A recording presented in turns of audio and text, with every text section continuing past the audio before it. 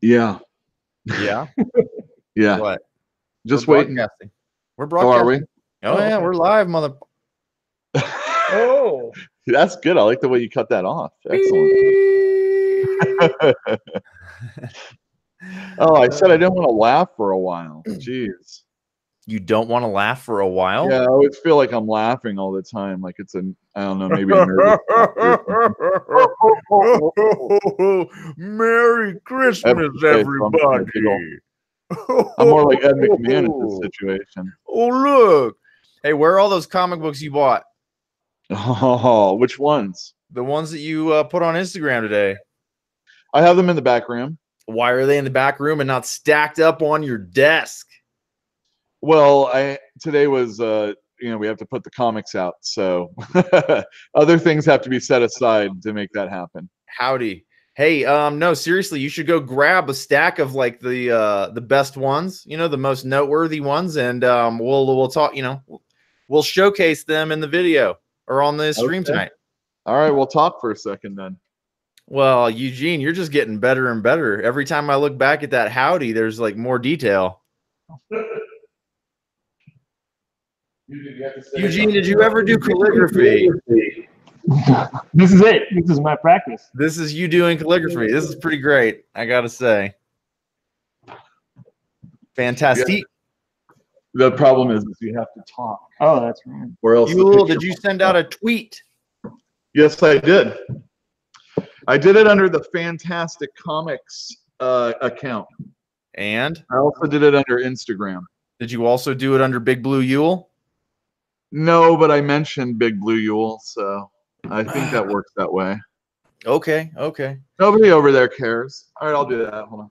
You might as well do it anyway. It can't hurt anything, right? Oh, shit. What just happened? I don't know what. I got a text message. Oh.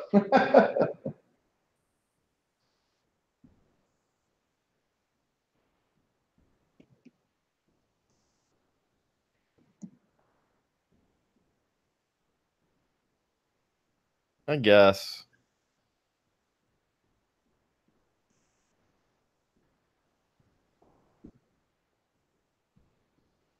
All right, done. Phones. What a horrible necessary evil. Bones, the TV show? No, I never watched that. The first three seasons were really good.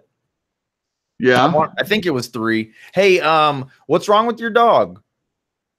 Oh, so Gizmo had bladder stones, which I got him an operation. Yeah. And about a week in his recovery, he was still using, that collar to prevent him from, biting at his wound or anything. Yep. And I was giving him his pills regularly and stuff like that. He started developing his area got swollen. Yeah. And they said, well, as long as it's on both sides, it's okay. It's probably just, a little bruising from the surgery. But I was like, no, this can't be true. And I still accepted, the over the phone diagnosis. And I should have rushed him in right then and there. And I'm an idiot that I didn't.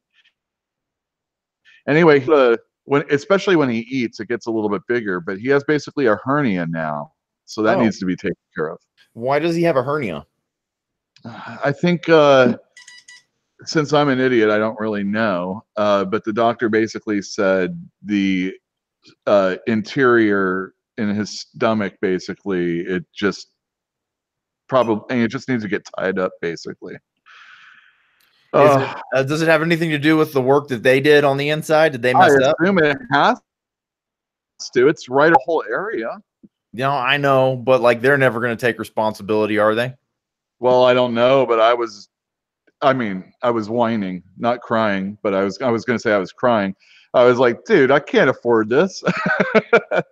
I mean, I'm already in hock because of the surgery we just had. And now, 2 weeks later, and I had called and I talked to people, and I don't know. It's just kind of, I was bummed just a little bit. so that's what's going on with him. And yeah, there you go. Gizmo. I Instagrammed that on my personal account. What a troublemaker he is. Jeez, man. That is a bummer though. Well, when it rains, it pours.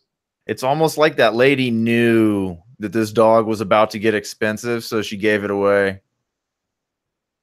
Oh, I would hope to not think that. She was a nice person. Yeah. You met her for all of what, 20 minutes?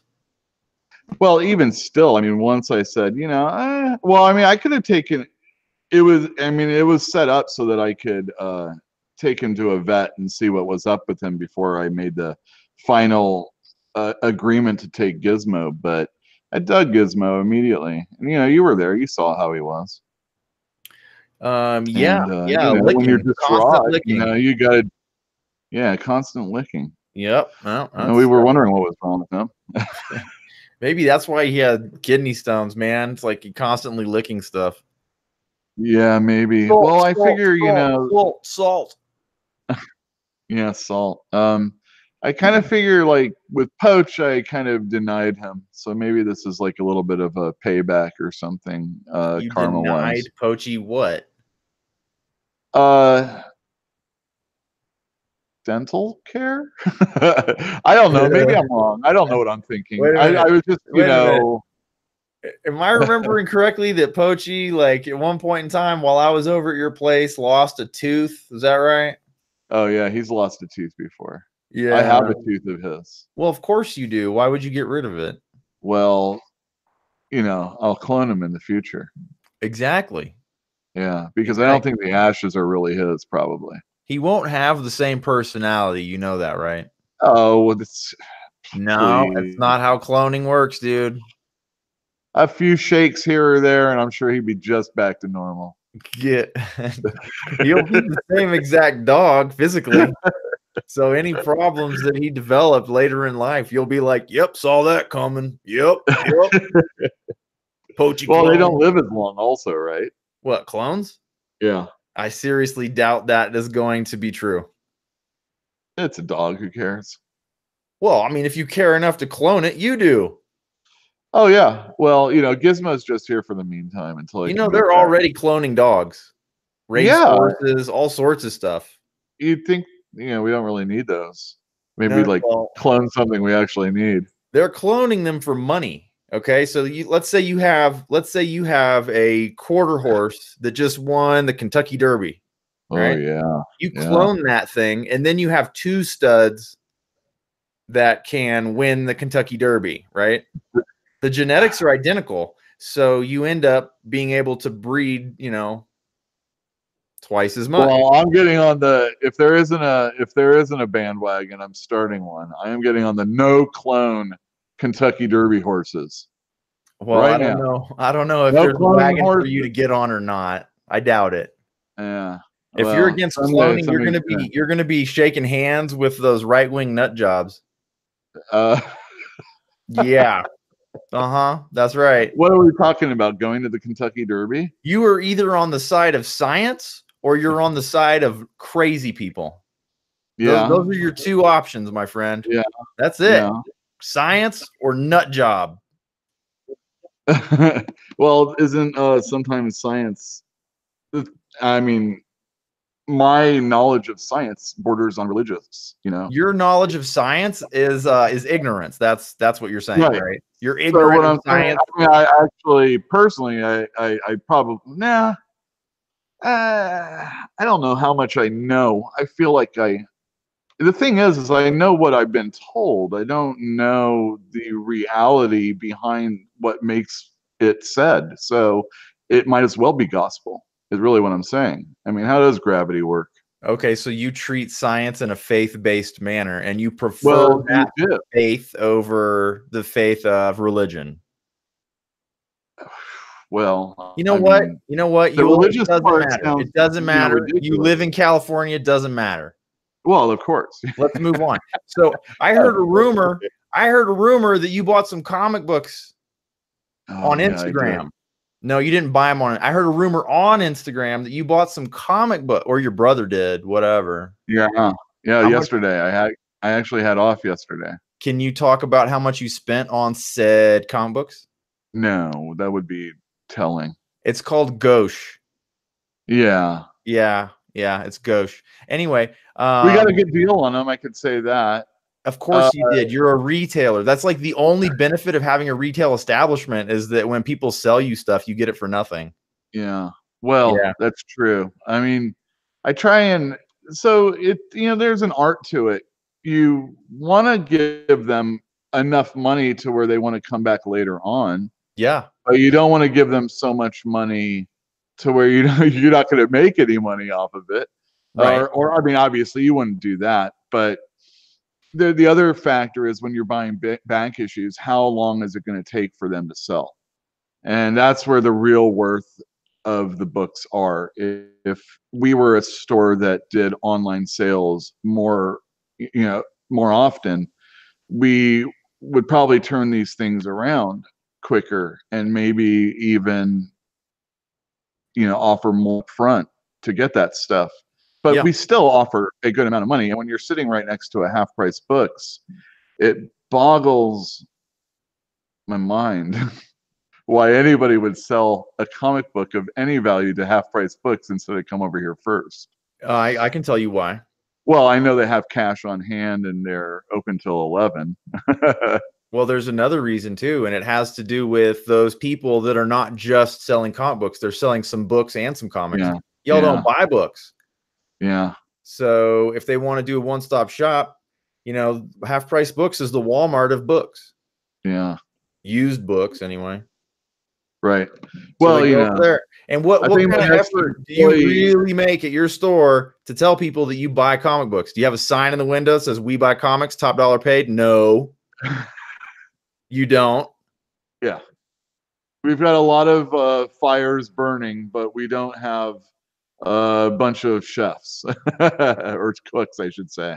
No, I get that. Yeah. But I mean, if you, people might assume that you buy used comic books, but there's no indication just from looking. It's not on your receipt. I mean, Half Price Books, they put it on every single bookmark, every single receipt, every single piece of paper that they have, they give to you, tells you that they buy this, that, and the other. Right. They advertise the fact that they buy everything, and it works for them, Yeah. All right. Well, you know what?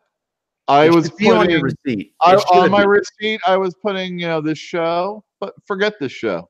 I'll put the fact that I buy comics instead. Why does it have to be limited to like Twitter words? Well, the problem is that there's only so much space, and people don't always really read what is in front of them. Okay. I mean, on the bottom of our receipt, it tells people how many more books they have to go to get to 10 so that they can get a reward, right? I guess. And so many customers come in, and when they hit their reward, they had no concept that it was on the bottom of their receipt. Well, then tell them. I do, but it gets to a point where you're telling the same thing over and over again. It isn't very personable to just say the same rote information every time. Then just get a sign made and put it in your window. Oh yeah, signs. Dude, you can get it done with construction paper and some creative kid from school. I mean, it doesn't have to be fancy. Just put a sign in the window. We buy comics. Yeah, I know. I've had that before. Have you? Did it work? Yeah, we've had it before. Did it work? Yeah, I think it did well. The only problem is we have had people come in, and when we were like, I'm not really into that comic, they really pitch a fit. Yeah, well, tough shit. I didn't say I buy every comic. I just said I buy comics here, Yeah, I know. Look, there's ways to do it, but it requires effort on your part, like on Instagram. I think we're getting the word out there. We've had a lot more people coming and buying over the last, few months. Sometimes it's, on the slower days, it's difficult, sometimes it's a cash in hand situation. I hate writing checks, So if it's not in the store, I'm not always as interested in purchasing all the time. Yeah, I get you. Well, and why there's don't you show me a little bit of what you picked up? oh god, did I bring it over? Oh, I did. All right, so what I picked up is not really, I don't know, I don't think it's really that great. Oh, that's really good advertisement. No, what I'm saying is this is all great stuff. So we've got Mark Silvestri's Uncanny X-Men run with Chris Claremont. That's back when they were in the Australian Outback years, San Francisco. Got to get that shit on camera, man. It's not really there. Well, I didn't know. How's that? Yeah, it's way better. Yeah. Okay, very good. Oh, good. Yeah, so these are great comics. They're not readily unavailable, though, is what I'm saying. A lot of these are duplicates of things that I have in the store already. And one of the reasons why I enjoy picking them up is because where is it going to go? Is it just going to go to Half Price Books if I don't purchase this? And these were in really nice condition. And my brother, he's like, well, he's a little bit more into the money aspect of it. I'm in a little bit more into the preserving aspect of it. So even if it's a book that isn't really expensive or is going to fetch us a whole lot of money, that's a Rob Liefeld cover when you get to that. Jesus. And then, we also have some of the Jim Lee ones. I don't think we have the first Gambit, but I think there's a first Jubilee in this bunch. So there's a couple high-priced items. But like I said, we really have most of these books, or at least a whole lot of them. And it's not something that I don't see often. That's Mark Silvestri. No, but I mean, all collectibles, it's about the condition. Well, and this weekend I went to the Berkeley Comics Show. Oh, don't mix these two things together. We're going to talk about that in depth. Okay, well, one of the reasons why we're still purchasing comics from the 80s and 90s we'll get into when it gets into that. That's a cool cover. I think I don't know, Jim Lee, Kubert. I don't know. I can't see without my glasses on. Yeah. I can't see with my glasses off. Or when they're on. It's just, it's a mess. Anyway, it's all mostly X-Men. These were all in very nice condition for the most part. There's the first appearance of Bishop. That's Whilce Portacio. That's in another box, I do believe. Here we go. I think that's a Jim Lee. Yeah, this is a Jim Lee. Extinction Agenda. Hey, man, is there any chance you can turn the lights off? Oh, yeah. Hey, Eugene, will you go up to the front and turn the light off? There's just a lot of glare on those comics. Oh, yeah. Let me do that other light.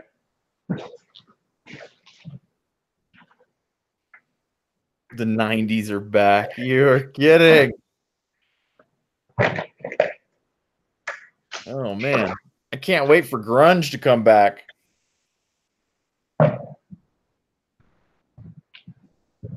There we go. That looks nice. All right, good. I'm sorry. I forgot about that. That's all right. That's not a big deal. So, do I need to hold these books all up again? Yep, do it over. With the Jim Lee. Yep, do it over. Do it all over. Yeah, just be mindful of glare, Yeah. So, yeah. So that's mostly what my brother picked up. Nice. X-Men. Yep. Anything Who that doesn't love X-Men? I mean, don't get me wrong. I love X-Men. These are Yeah. These are ones that here we go. Here's a cool Jim Lee X-Men. Can you see that? Yeah, a little bit of glare, but that's all right. I'll live. All right. I can hold it up a little higher. No, it's not about higher. It'd be the angle to the light. That's what I meant, really. That's pretty cool.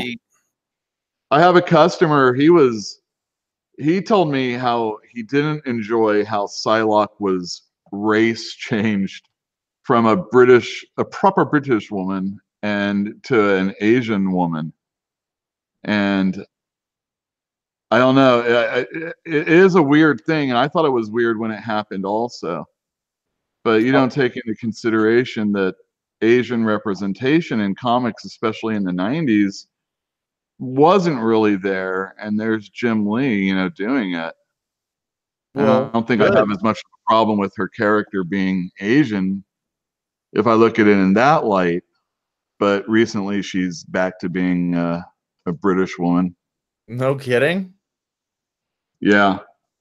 They whitewashed a previously. They whitewashed an Asian woman who was white to begin with. Oh, I like this one. This is a classic cover. Glare. And oh, here you go. Here's they look Bishop. good when you just lie him down, man. Just lay him on top of the stack. Right. You can see him fine. All right. So yeah, so there you go. That's what we bought. Duplicates. Dude, this person. And these are in nice condition too. If you had to grade them approximately, what would you say they're at? My brother always uses the number method, which I really hate. That's part of the CGC system. I like very fine, near mint, you know, those kind of things, because there is such a, I don't know how you can get so fine point that you're putting decimal points on grades. It's just a little nutty to me. But my brother was saying 9.8. I think he grades a little high, but these are definitely comics that weren't read. Probably, you know, since there was duplicates, they probably had other ones too. They went so these are pretty nice condition issues. They are probably around 9.8. At least most of them, the ones that we put in bags.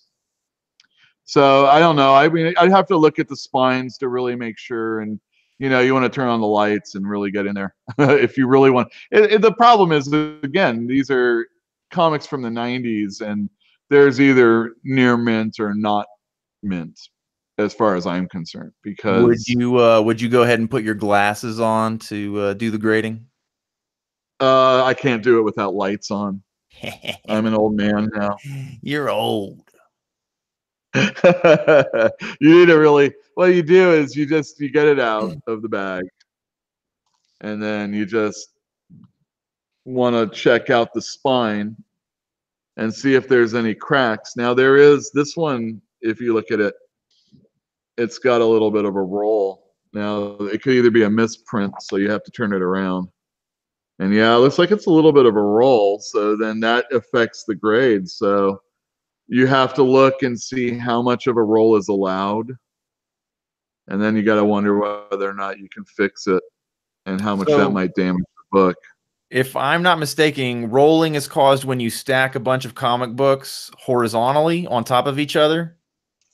Yeah, I guess so. That sounds right, especially if you're not using bags and boards. It happens to paperbacks as well. Well, it happens to all books, really. Sure.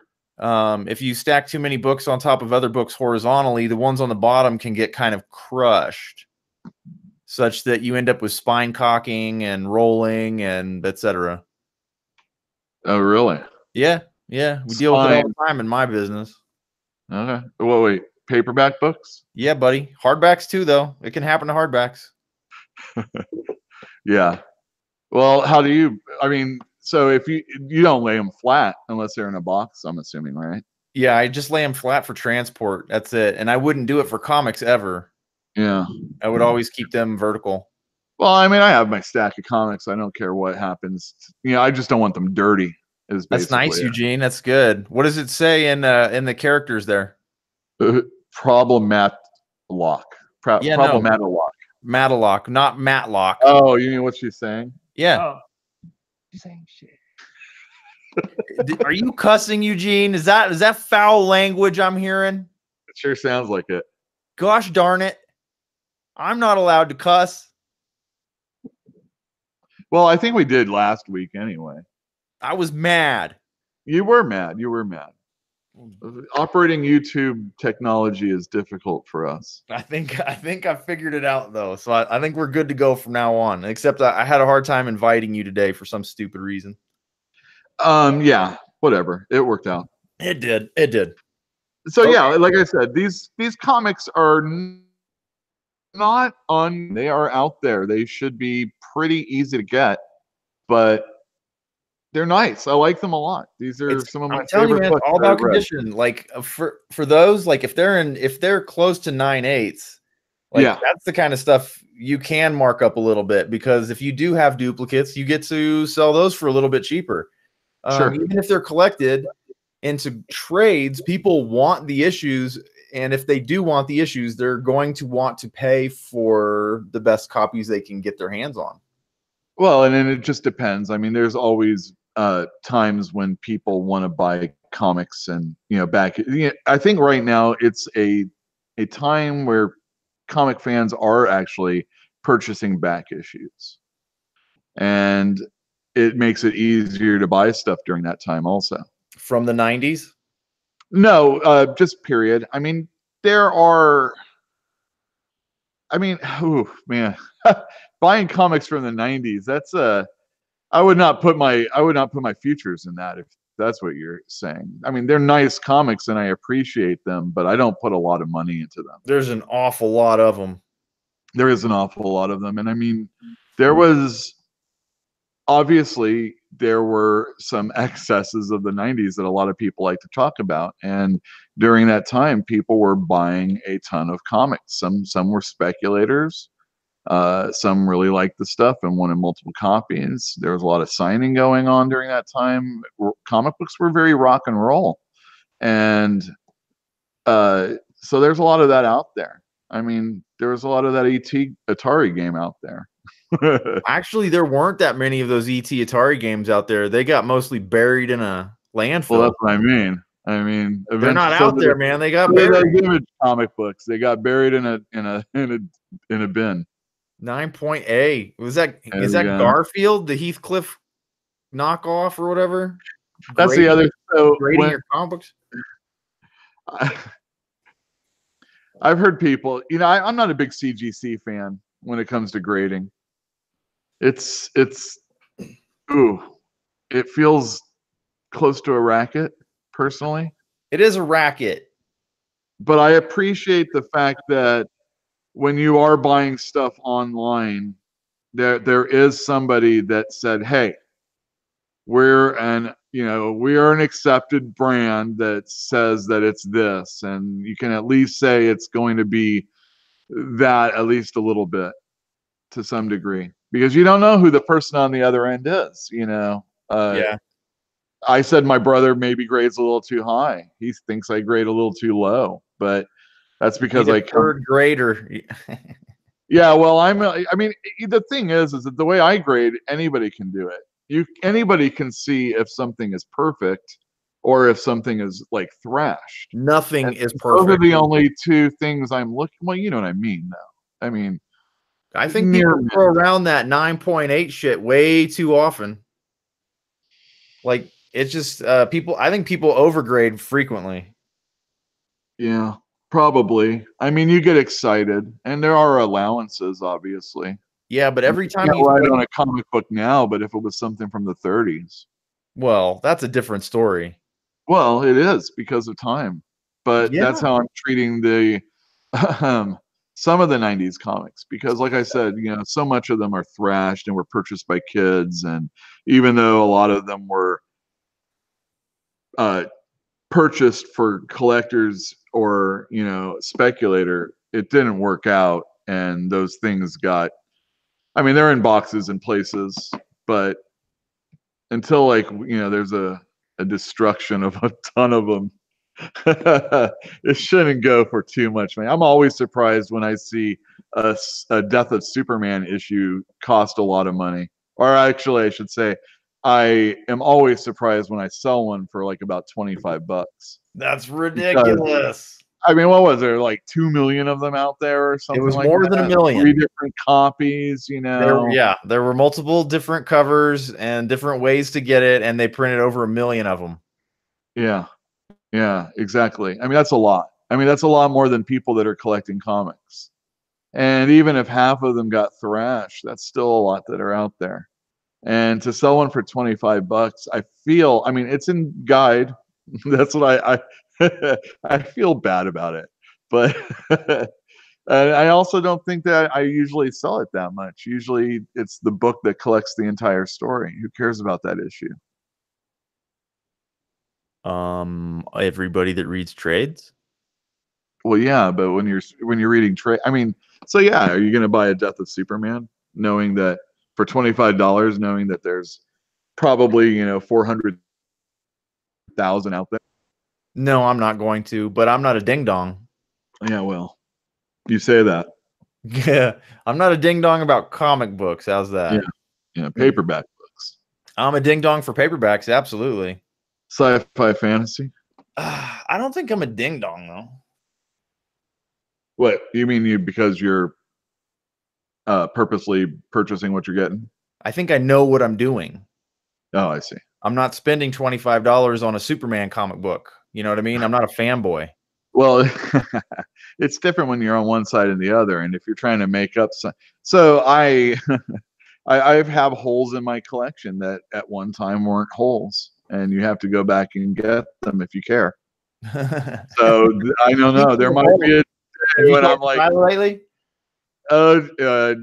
Not about comics anytime. Just talking about holes in collections. Holy shit. Oh, that poor guy. Well, I have a customer. He had a bunch of his stuff stolen, and he was, yeah, it really sucks because he brought in some of his stuff last week during the day of that convention, and so Saturday, and he's going to get a bunch of what he has left over CGC'd. And what he has left over is like some really crazy old stuff, and it's in really great condition. So when the insurance people were trying to kind of fight him for the money that he wanted for his comics that were stolen, they had to get a person to evaluate what he had, and they were going to try and figure out what he had. All right, so it was I know James. how it works. They're gonna lowball. I get it. Yeah. Well, so they got James Friel. We used to work with him, and he went in to grade my customer's collection that he had left over, and then they just basically thought, oh well, if it's in this great a condition, then all the other stuff is probably equal, and so he got a pretty penny for it, but Good. it was worth a whole lot more, obviously. Yeah. Well, I mean, yes, absolutely. You're never going to get what you actually should from an insurance company. Well, the one thing he had going for him is he bought all those when they were like 30 cents and stuff like that. Jeez. Uh-huh. How old is this guy? Older than me. He's old enough. Dude, comic books when you were a kid were not 30 cents. When I was a kid, they were probably, well, I mean, they were actually cheaper, if I remember 30 correctly. cents. Yeah, they were I was probably when they were 20 and 25 cents. No. Well, I mean, I was alive during that time. How's that? Maybe. No, definitely. No. Yeah, because the Conans are like 20 cents, and that was in the 70s. Yeah, no. Well, yeah, that's what I mean. Nope. And in fact, they might even be 15 cents. No. Don't make me go grab those. Go ahead. No, I'm not going to do it. Grab them. Anyhow. When did ElfQuest come out?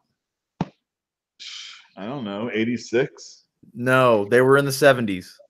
No. Yes. Probably starting around 76. Nobody reads that. It doesn't matter. I know the cover prices for that stuff. $1. Yeah, but I don't. It doesn't matter. $1, 1976.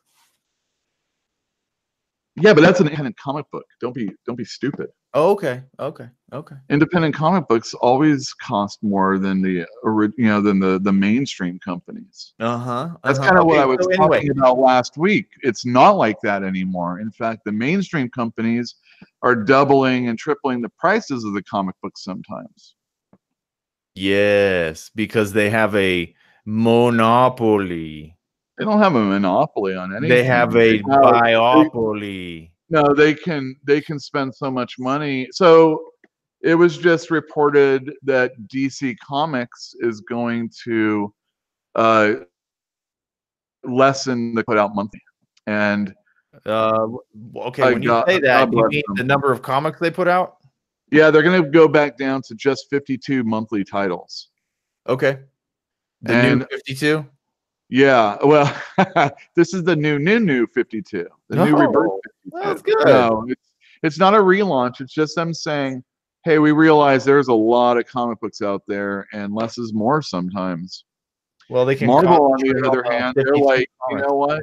You DC and you Fish, we don't care about you. We're going to just flood the market, and they always do it. You kill Galacticus? That's a good one. Literal Squirrel Girl.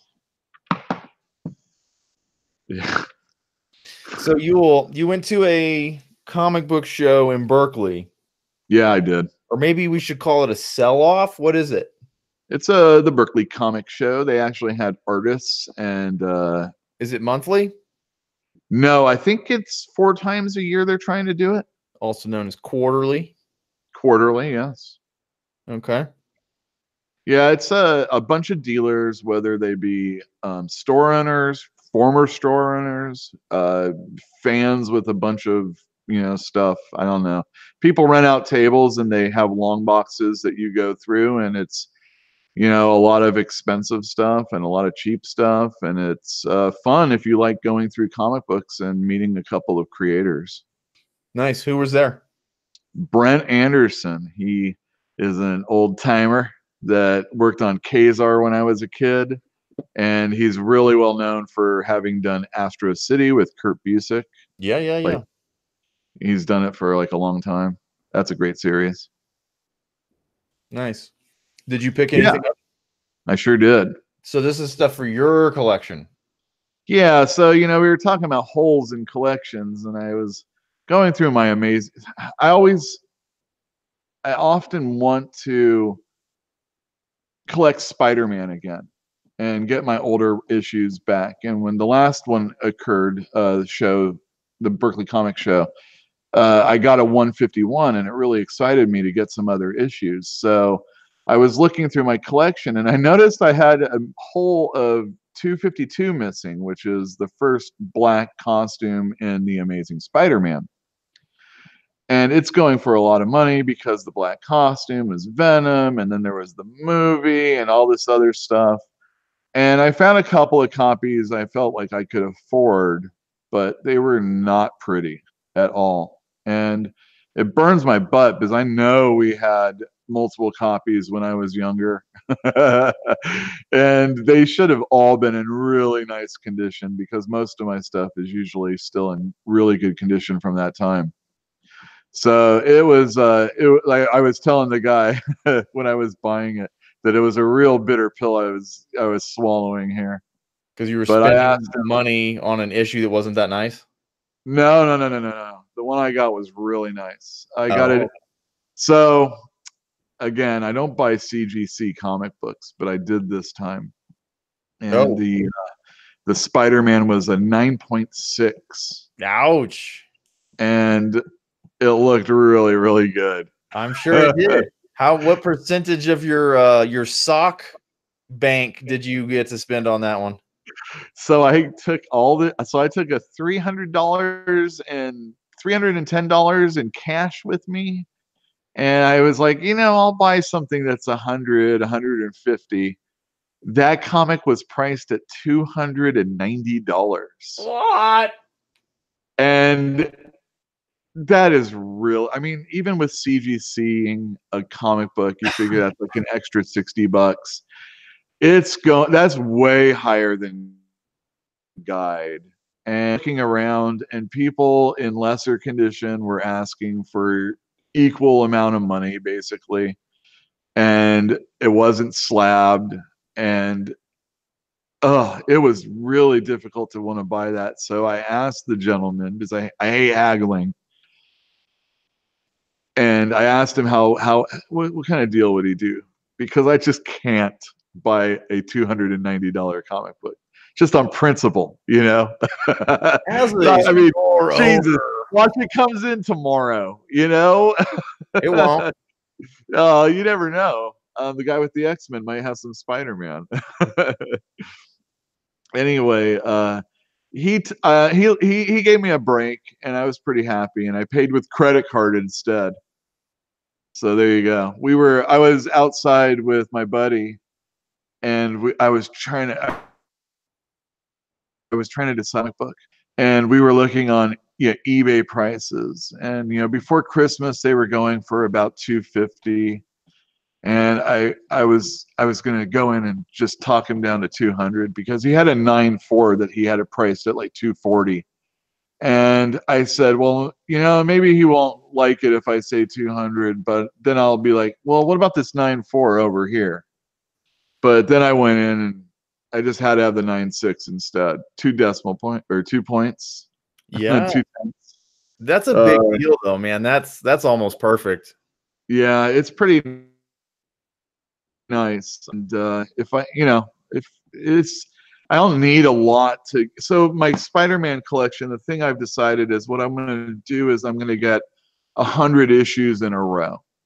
And I have my favorite time period already picked out, and 252 is right around that spot where I need the 100 issues, where I can actually do the 100 issues.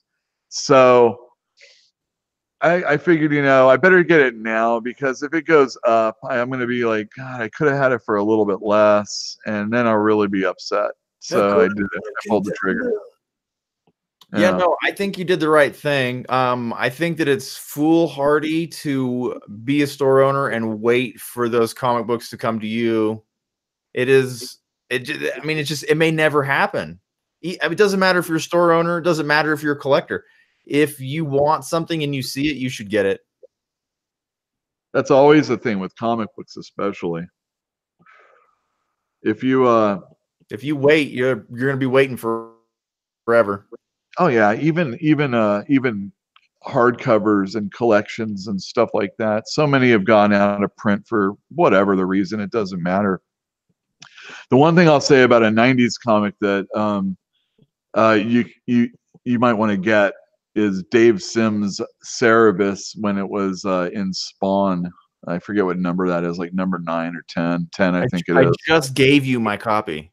Yeah, I know. That's nice of you. I always price those up, but nobody cares. But even still, that's not going to be in reprint anytime soon. So right, that's when I'll always take a look. But yeah, the show was pretty good. I even I bought a bunch of Fantastic Four, John Byrne stuff from back when I was a kid. Again, I have serious gaps in some of my collecting of that book, and I just don't understand why. But I needed to get those filled in, so I got those pretty cheap, which was nice. I bought a Superman comic that I really like from when I was a kid, and that was expensive. It was, when I read it, it was in a collected form, but I wanted to get the edition. There was a Silver Age half off box, and this book is $75, but I got it for half off, so pretty happy about that. That's not bad. Yeah, not bad. Yeah, and then my last thing I got,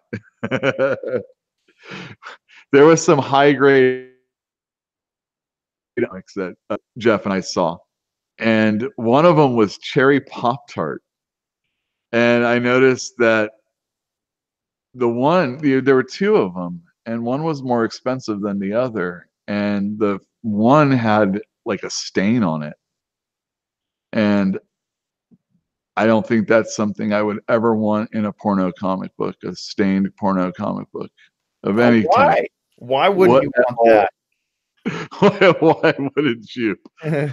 I mean, you could buy, like, again, that Superman that I bought was pretty thrashed, and it could have had a stain on it. You could clone the previous owner. Exactly. Clone them. So I bought a Cherry Pop-Tart 3D comic book. Is it actually in 3D, like with glasses? Yeah, it's really in 3D. Is it? I mean, I assume that the reason that it's in 3D is because, it's like some sci-fi angle. Yeah. It's a booby comic. Yeah, do you know Cherry Pop-Tart? I don't. It looks like it's in the Archie universe, and it's just, you know, triple X or something like that, Wow. and usually of a comedy angle. Comedy angle. And Zach's I funny don't know. guy. It's just I worked at one of the stores I worked at. I remember the owner was like, "Hey, you ever read Cherry Pop Tart?" Yeah. I'm like, "No." He's like, "Here, check this out." And I'm like, "What the hell is this? You know, this is ridiculous." And I don't know. It just was. It was there. It was 3D. I like 3D comics. I said I had to have it, so I'm picking up Cherry Pop Tart. There you go. How much was that one? That was $20. Jeez.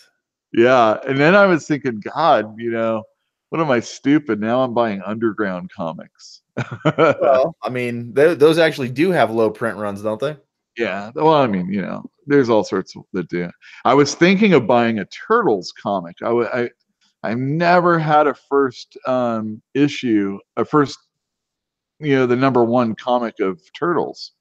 And I was thinking, well, you know, maybe I'll see if I can't get a first print. Nobody had a first print that I saw. I Or those just saw locked up a in people's collections? I don't know what I mean. The first one probably had less than 2,000 in a print run. I think it was because of Turtles that black and white comics were able to like boom as hard as they did in the 80s. Like everybody that did a black and white comic book, it was like, oh, it's gonna sell way more than comics sell these days, definitely. And they were the higher priced ones, you know, like Turtles was like $1.50 or something like that.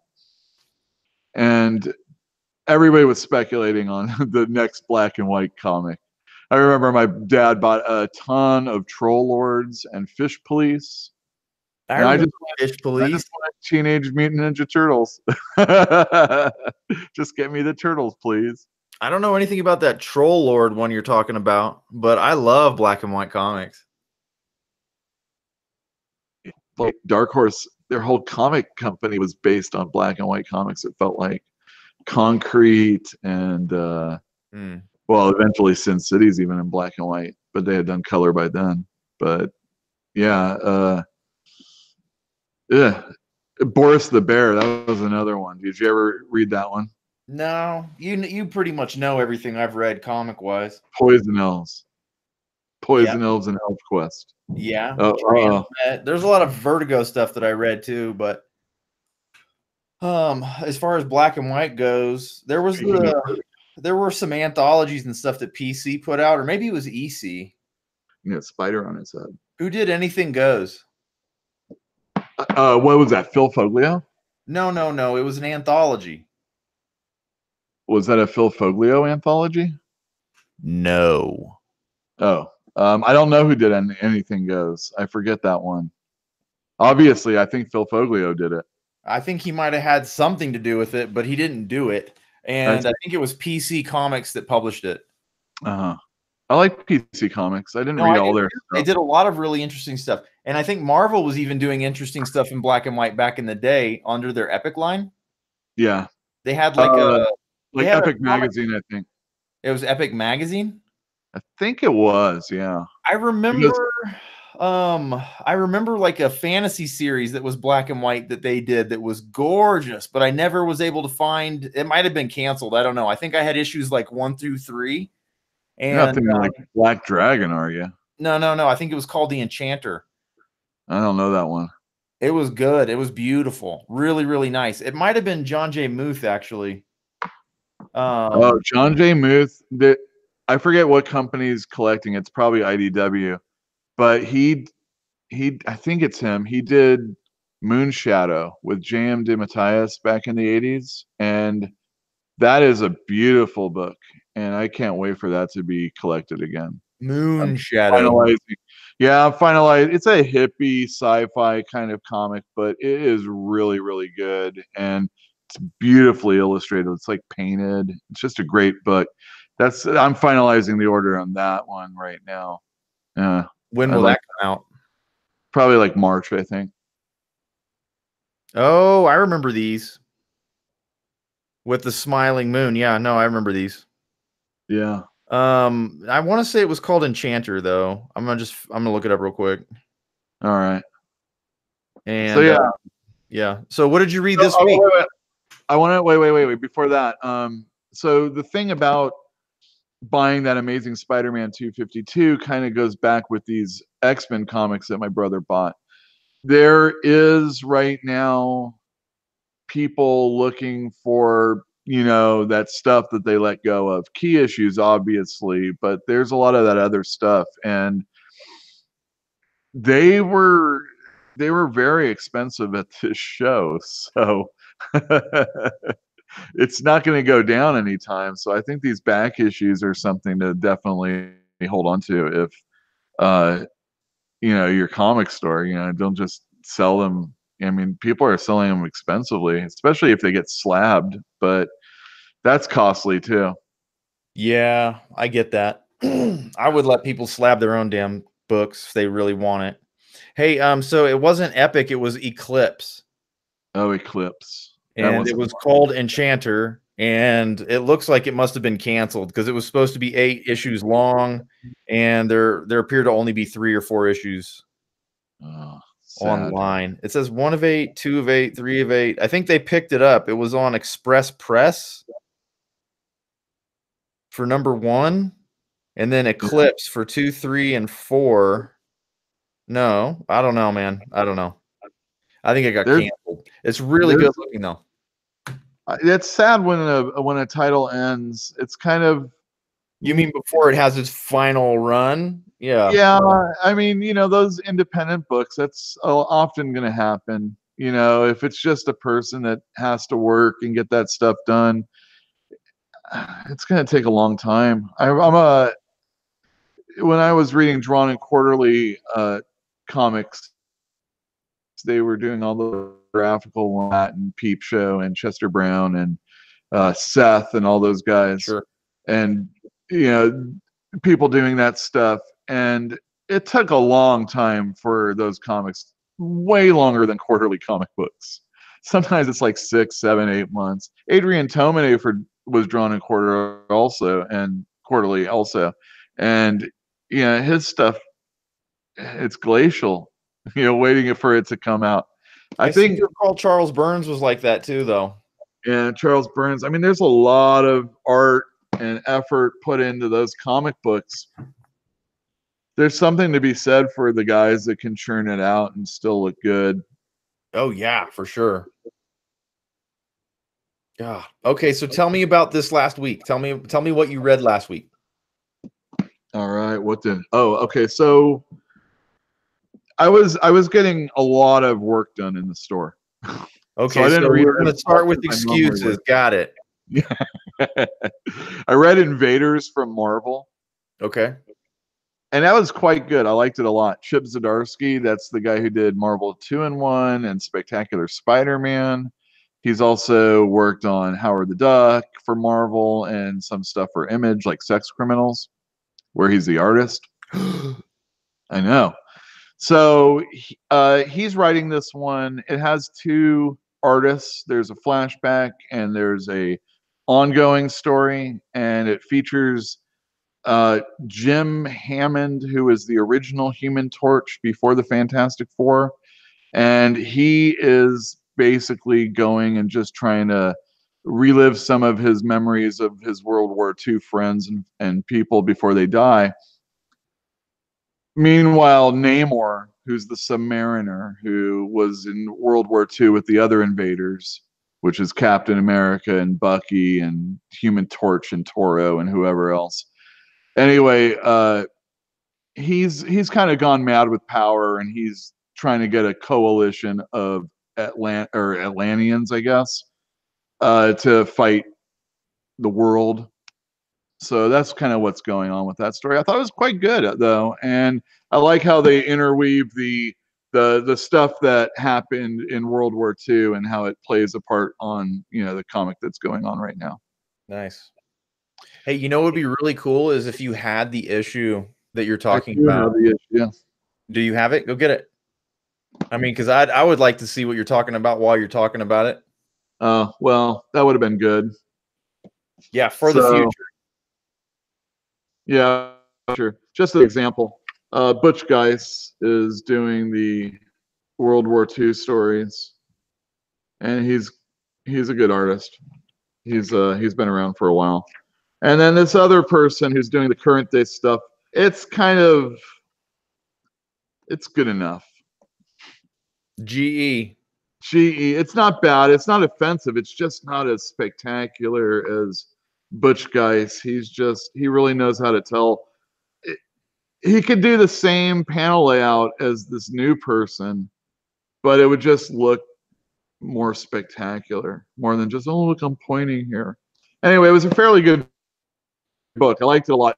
They're doing a good job. Now, Marvel also put out this Marvel Comics Presents, and I'm not going to really open that one because it's just 3 stories. The problem I have with this book, though, is that today, same week where we got an Invaders story, which dealt with a lot of World War II, the Wolverine story deals with him in World War II. And then the Submariner story deals with the Submariner right after the bomb. You know, only the Captain America is in current day. And it's, I wish Marvel, remember when we were doing the other videos and Zdarsky was writing Marvel 2-in-1, and he was also writing Spectacular Spider-Man. And they both had times where they went to, or stories where they went to different timelines during the same weeks and months as those stories were coming out. And Marvel really needs some quality, control. Yeah, they When do. it comes to need somebody to really pay attention to what's going on. The only other comic I read, I think, was X-Men number 10, which I don't have right here. How was that? It was the ending to that 10-part weekly story, and I thought it was okay.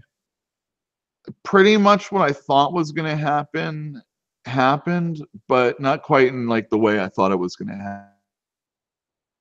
I don't want to really tell too much, but So basically, after a new status quo had been created for the X-Men, it was dashed at the end of this last one for a new one to occur with the annual that is coming out tomorrow. Ooh. And I read that, and it's written by Ed Brisson, and I don't remember who the artist was, but it looked pretty good too. That's a good I looking enjoyed cover. this issue. This is not going to be the regular writer going forward. That's going to be Matthew Rosenberg, and I have yet to really enjoy anything he's written, so I'm wary about being excited about future books. Is this Matthew X-Men Rosenberg the one that came from Hollywood? I don't believe so, Where did he come unless from? he lived there. No, I mean I thought he came from Hollywood, like worked there. Where did he come from? I couldn't tell you. Probably the East Coast, I think. That's nice, Eugene. He did a book called 4 Kids Walk Into a Bank. And although everybody's told me how great it is, all I can tell them is that it's not my type of book, and that I don't care how good they say it is. It's not my type of book. Right. Yeah, I get you. Yeah, and everybody's like, oh, it's not that style. But it ends up that it really is exactly what I thought it was going to be. Sure.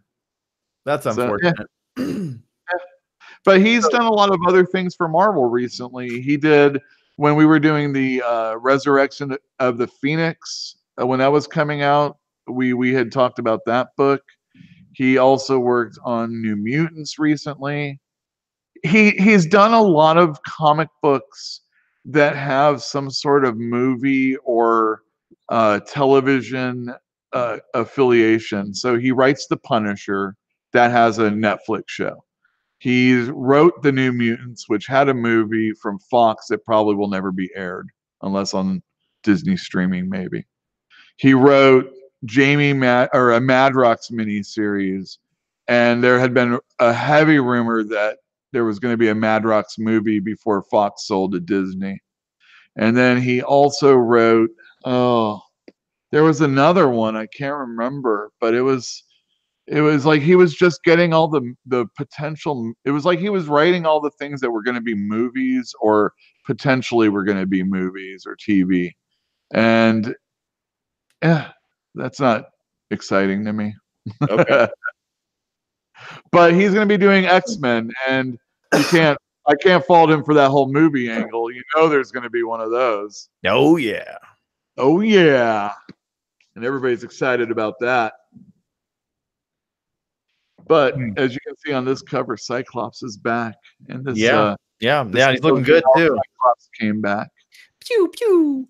You know, it'd be handy if he didn't have to touch that thing on the side of his head. He doesn't really have to. I think there's also It seems like he has to. He's doing it in the movies. He's doing it in that picture. It's It kind of looks an cool. oversight, you know, like a technological oversight. no. It's just like Professor X has to touch his head just so you know he's using his power. I do that when I'm talking on a cell phone, with like headphones on. Yeah, but I want Professor to X's like let you power- know I'm not mental. Yeah. But there's the big difference there is that you can actually see it when Cyclops does something because it's kind of explosive. Yeah, it's pretty explosive. You know, Professor X, yeah, he needs to touch his cranium, you know. Sure. That melon. Cyclops was That all melon. right. What about Jesus? Jesus was just all right by me. Jesus was just all right. Oh yeah. Was he alt right? Hell that what yeah, he he said? was. Cyclops. Oh, poor Cyclops. He can't help it. He can't help it. So what's coming out this weekend? Or I guess tomorrow, right? Yeah. What's coming out? Well, that X-Men annual I was telling you about. Yeah, okay. You told me about it though. So what else? Freedom Fighters. Okay. I really like Freedom Fighters. Push that up a little bit so we can see the bottom. Like that. Well, I just want to be able to see the whole stack, you know? Yeah, that's good. Oh, okay. That's good. Well, I can't see it. Other than look. I'm not a big fan of World War II stories, Uh-huh. even though I just talked about the invaders and having like that. And the Freedom Fighters is kind of like the All-Star Squadron, which was like one of the only one of those types of books I actually liked, which was from when I was a kid. And it's basically Earth 2's superheroes from the DCU fighting Nazis, before the war was over. Sure. But in this story, the Nazis win. Oh no. You And- mean it's the man in the high castle?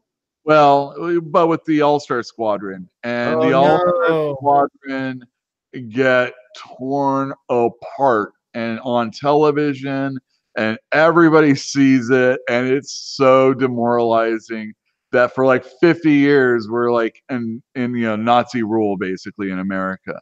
All right. But So there's new freedom fighters that are gonna step up, and I really enjoyed it. It felt like a classic superhero story, and it was I thought it was pretty well received here in the store. good. Yeah. Well, I assume that the majority, well, whatever, it doesn't matter. I have nothing but criticism for that. So long as it was well executed, that's great. I think I can understand where people are like, oh my God, it's another Nazi story, because that's exactly how I feel. I mean, No, that would not be. I have been feeling that since Raiders of the Lost Ark. Personally, like it's become a fetish for everybody to enjoy Nazis, whether you enjoy them or hate them. It's all a fetish. I mean, Well, you can yeah. see it on everything, and I'm sick of it. I'm done with it. I don't care if it's a poignant story about World War II. I don't care if it's oh, we're gonna like finally win for real this time, and wipe them out. I'm just done with them. Having said that, I do like the Freedom Fighters, but if we could all halt in comic books, the Nazi angle for a while, I'd be appreciative of that. All right. Well, so the reason that people like to use Nazis is because there is no risk to doing so. I You think can that's do one of the anything. reasons. You can Yeah. do anything to a Nazi and it's acceptable because Yeah. they are undisputably the bad guy, right? It's Yeah. the reason why zombies are so popular in stories, because there's no such thing as a good guy zombie. Zombies are brain dead, flesh eaters, and so you can shoot them, you can kill them, you can do it, you can chop them in a blender. It doesn't matter. Right. You can do anything you want to them, and nobody's Yeah. going to complain. Yeah, I think that's exactly it. It's weak is what it is. It's you have nothing else, and the worst thing you can think of is something that actually happened. Give me a break. You know, haven't you? I hate to invoke it, but haven't you seen a Tarantino movie? That guy knows how to write a villain. It doesn't always have to be a Nazi with him. But wait You a know? minute. Didn't he write about Nazi villains? What was that? Didn't he write about Nazi villains? Well, he has done that also, but that was towards the end. Towards the end of what? His illustrious career? He announced his career is going to be over like in like a movie or two. I will believe it when I see it. Yeah, exactly. So if he ends his career, then the Nazi movie was towards the end of it. Okay. Sure. It was in the second half for sure. I mean, let's all admit. I mean, let's just say it right now. Jackie Brown's his best movie. Absolutely. I mean, no, you don't think so? No, I love it. I love Jackie Brown. Oh, well, he didn't write it, but that's probably one of the reasons why it was so good. Jackie Brown was written by what? Elmore Leonard? I think that's true. Yeah. He was popular during that time. He's still popular. Give me a break. Get Shorty? Yeah, I know. That was during that time. Yeah. People are still reading his books. Take my word for it. Yeah. No, so that's cool. Avengers is Hey, but- coming out. Another one? Of course. It comes out like every 2 weeks or so. The Avengers? Yeah, but Blade's in this one. And he's a vampire hunter. Ooh. Speaking of another villain that you can just chop up and it doesn't matter. Vampires. Yeah. No, it's a great excuse. It is. The thing about vampires is they can be like, super suave also. Ugh. I am sick of vampire stories, though, I have to say. Have there even been vampire stories really recently? I mean, I don't count those glitter ones, but Did you say glitter? Yeah, glitter. Oh, okay. I don't know what that is. I forget. Well, But I mean, maybe it was good. I shouldn't disparage it. I'm sure it was a great movie. I'm not I'm sure going those novels to. were fantastic. I'm not going to watch any more vampire movies or read any more vampire stories until somebody can convince me that something new is under the sun, because I'm bored. Well, I mean, like, you've seen The Hunger, right? Yeah. Okay, now that is a good vampire movie. The Hunger is amazing. Anything with David Bowie. David Bowie's great, but it's not just David Bowie. It's Susan Sarandon, and it's that other woman, and it's Catherine it's a good story.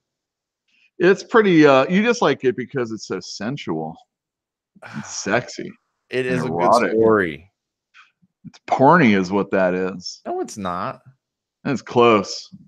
It's like, I was like, what do you call it? Hold on. Don't say anything. Just wait. Showtime. No, Skinamax. That's it. Yeah, one of my favorites. Skinamax movie in soft focus. Yeah, It was good. It is a good movie. it's a fantastic movie. Oh, I saw a really good movie. I do want to talk about it. What was it? You saw a movie? Yeah, a customer brought me a documentary by Terry Zwigoff called Louie Bluey. Okay. And I forget what his first name is, but it's about a guy named Armstrong, not Louis Armstrong. And it's kind of like, going with him around and performing with people that he hasn't seen in a long time. And it's just fantastic. These character pieces where you see people, it's really fantastic. And I was wondering whether or not, like, maybe if this guy didn't hate Zwigoff by the end of it, like so many other people have. But yeah, it was really good. I really like seeing the person and the conversation that he has with other people. And when Terry Zwigoff is really good at capturing people's real conversations, I think. And he's done it with, like, have you seen Crumb before? Yes. Yeah, so he did it really well in Crumb also. And like I said, Crumb was like not a fan of Terry's afterwards, I guess. Well, it certainly made me think that Robert Crumb was a POS. Well, he's an interesting cat. There's probably, I mean, if you watch this Louis Bluey, it